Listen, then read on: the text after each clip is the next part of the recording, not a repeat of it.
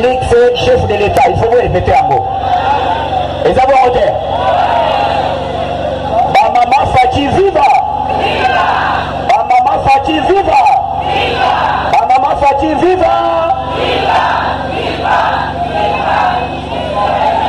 Héros national, Félix, chef de l'État, Betel Fati Maboko, Betel Fati Maboko.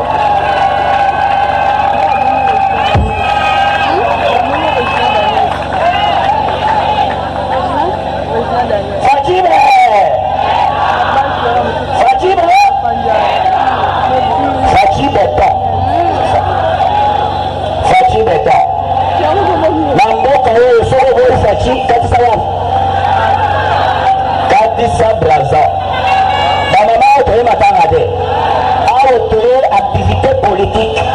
Ceux qui ont la matanga, a été sigana hote. A été bisengo. Pour te bagattre le gouvernement de hôtel Mabori. Et les alaki au Mogamate.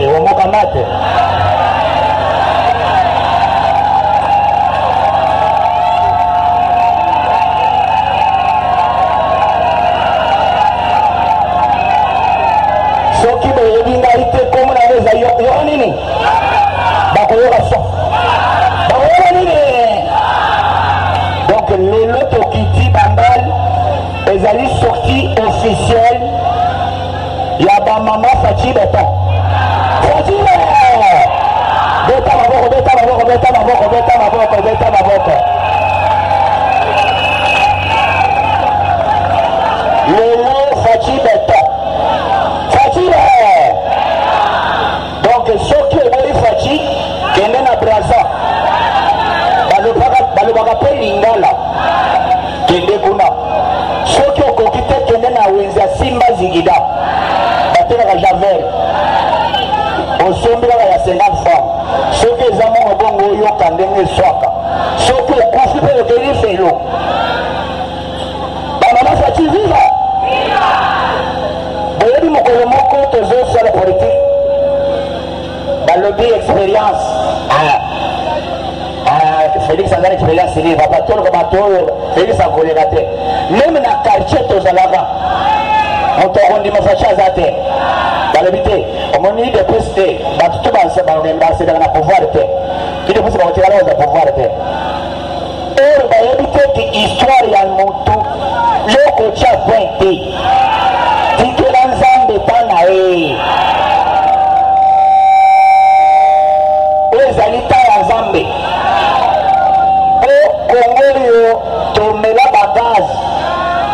Même aux yeux d'autorisation.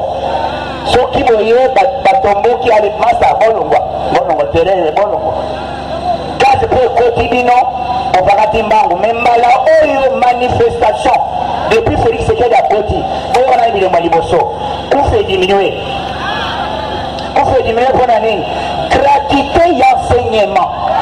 Betel Fatima Bor.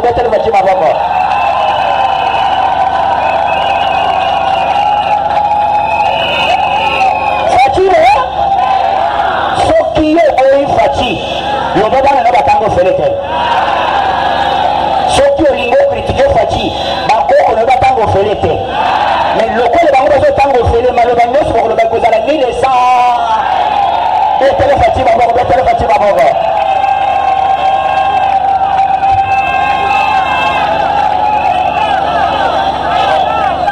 Quand vous Fati a le bas, à l'objet, que je suis élu président de la République, il m'a constaté par tous les moyens, on n'a pas tant de faire, on a président dans le Barakaboui. Est-ce qu'il y a aussi un caucus? Et la gare du la campagne pour voter. Et tant que vous faites un côté, dans le vidéo, bidé zate.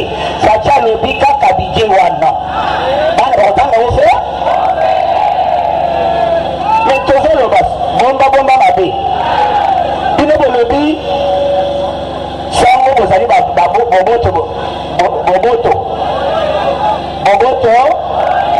Mais pour le dit, Boboto est là. Mais nous ne pouvons pas dans la classe. Vraiment. École, les amis Félix Sekedi a inventé l'autre. Quand la constitution de permettre qu'il faut pas, il y a l'école primaire qui est 8e, batanga au mais batikale kotiambo en application te ntango faci akoti alobi te mbala oyo ngai naza respecte constitution bana batanga ofe epuis ofele te l'état azwi baenseignant en charge eli ya kofuta 90 000 francs congolais faci azopesa ba 410 000 francs congolais.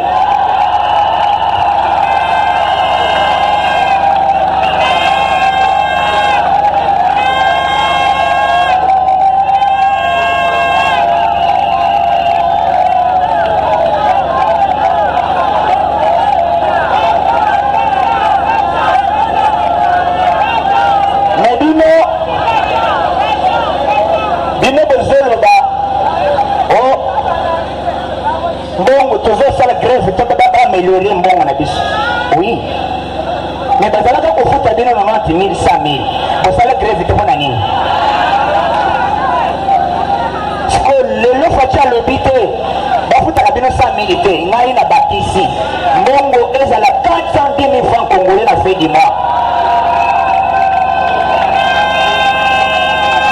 mbongo yango mpe eza permanent na banque chaque fin du mois tende ozwa mbongo na yo na be faci asali ezali wapi bato ya mitema mabe badongolo miso me bokozika na moto puiske mboka oyo eza teke tokobandela élection faci azali chef de l'état garant de bon fonctionnement et chef de l'état talobi bana congo oyebi kofezela indeni papa azo raisonner na ndako bana baza 9 sikoyo rentrée scolaire ekomi pembeni papa azo raisonner azomona bana koto madame azoloba piese elambe pasuki azo raisonner papa apikaka crise ta asali nini apike crise okende na hôpital papa adaye vi mobesu mais faci alobi te kufa ediminue bato bakufa lisusu te mpe bato bazokufa na crise cardiaque na batension akoza koraisonne bato bayoki motema mpasi puisque faci ameki koconvaincre peuple congolais alance gratuité enseignement esimbi akei monde entier bandimi ye faci bayambi ye epa roi ya belgique alobi te yo natikeli yo kiti soki faci batikeli yo kiti na roi ye faci akomi nani faci akomi nani betele maboko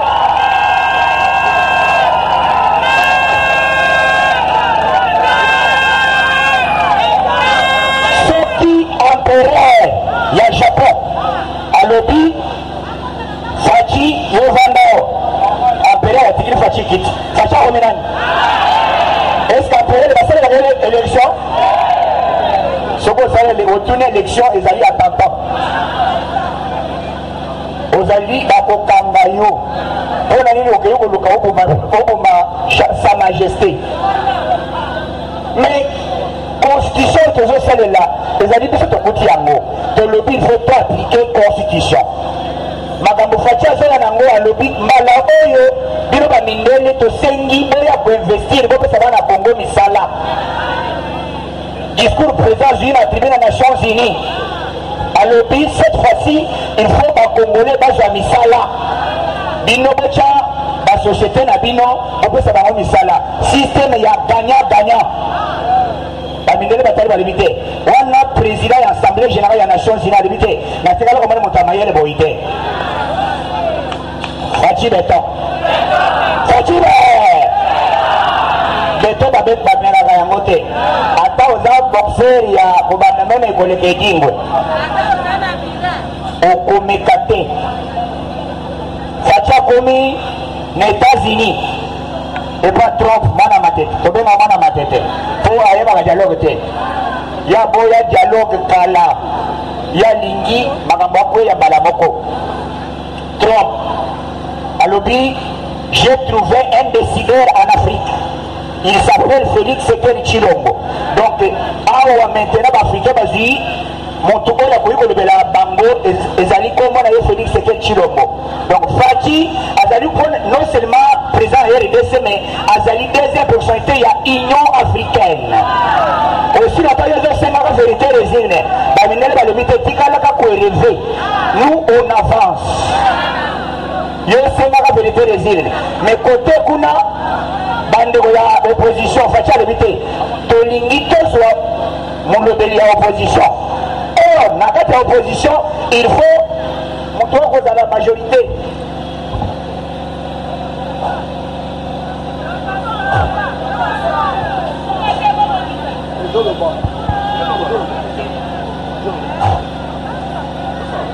Oui.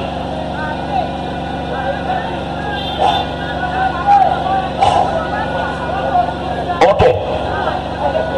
Tolobi na kati ya opposition toboite puisque mbala ya liboso il faut opposition mbala omona moto na minute prisonnier politique azate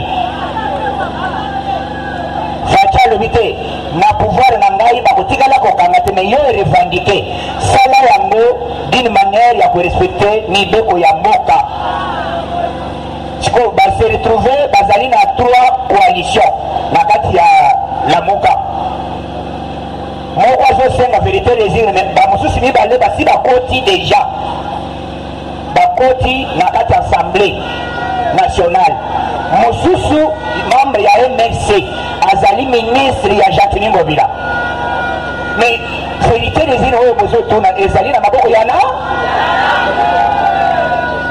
donc faut comprendre que ezali ba revendication moto alobi yango clair ezali matongo na lobi te moto okokosa bato nyonso sauf conscience okokosa yango te okokosa bato nyonso mais conscience okotikala okokosa yango te moto wana azali moto ya lokuta pour bref oyoka makambo papa activité politique okomi kosenga droit d'entrée na France ya Madidi nabenga ya Madidi Martin Madidi Martin ya Martin Bamama Fachi viva Binobola la te Bamama Fachi viva Dans une activité les ezali sorti officielle yo la la wate on s'appelle matanga wate matanga te il faut mouvement ezala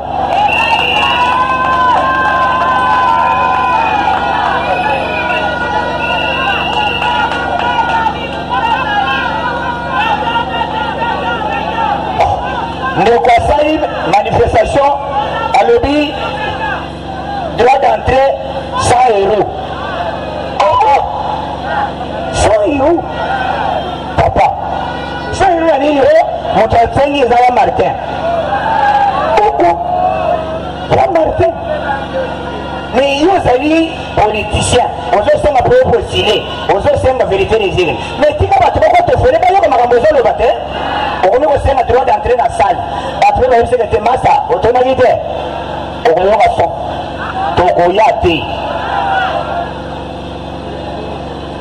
baye akuti na salle azeli wana na 8h 9h 10h bato bayaka te tokomi après midi akitisi na 20 euros 20 euros balobi te makambo moko eza te yebise biso eloko nini obengisi biso alobi oyo omoni kongo ezobonga te madame moko azi parole alobi yo kongo ezobonga te mais Fachi asali abengisi na minute bakongole nyonso alobi gratuité enseignement et puis na minute bana bazotanga ofoya discours nini yo koloba na minute oyo oyo azokoka te oyo boye azokoka te yo osala nini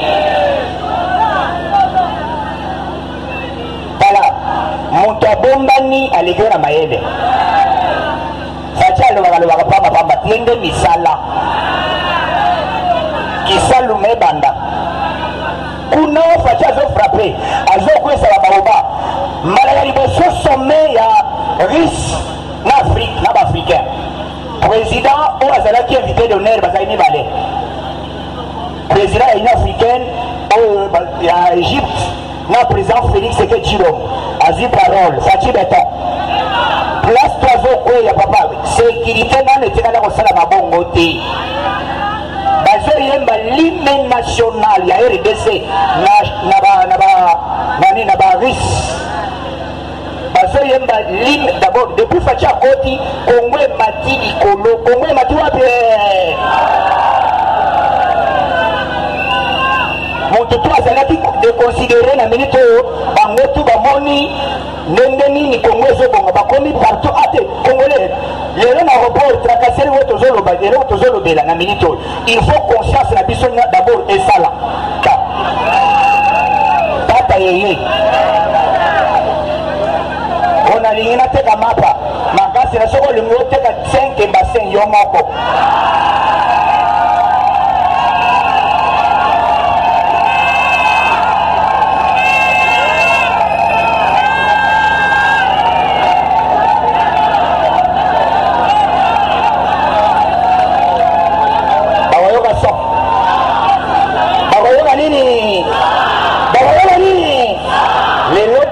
ningani bayoka bamona na sorte sans vis-à-vis obala na yo bayoka so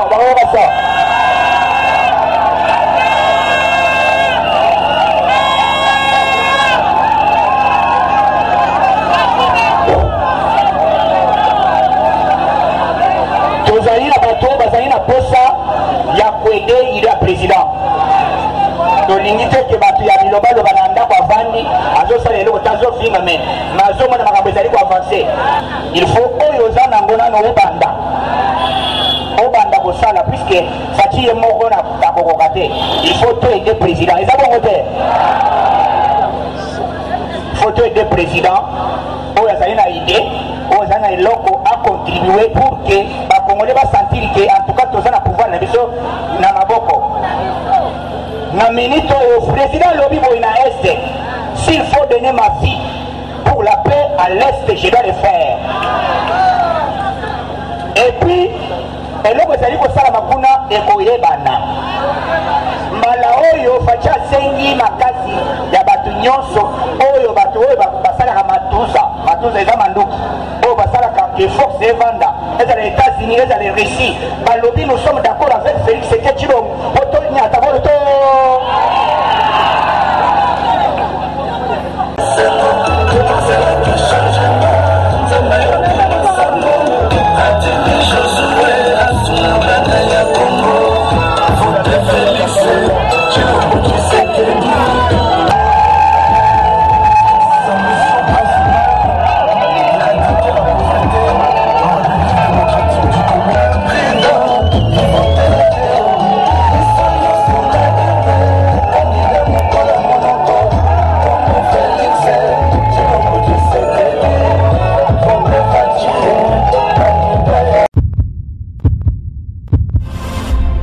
Faire parler de vous.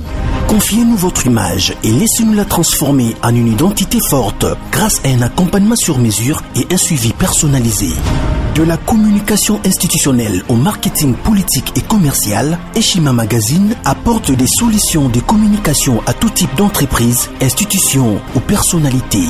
Notre parfaite connaissance des outils de l'information et de la communication, mais aussi notre expertise, sont des atouts pour vous conseiller en proposant des solutions efficaces afin de rendre votre communication adaptée, maîtrisée, attractive et persuasive.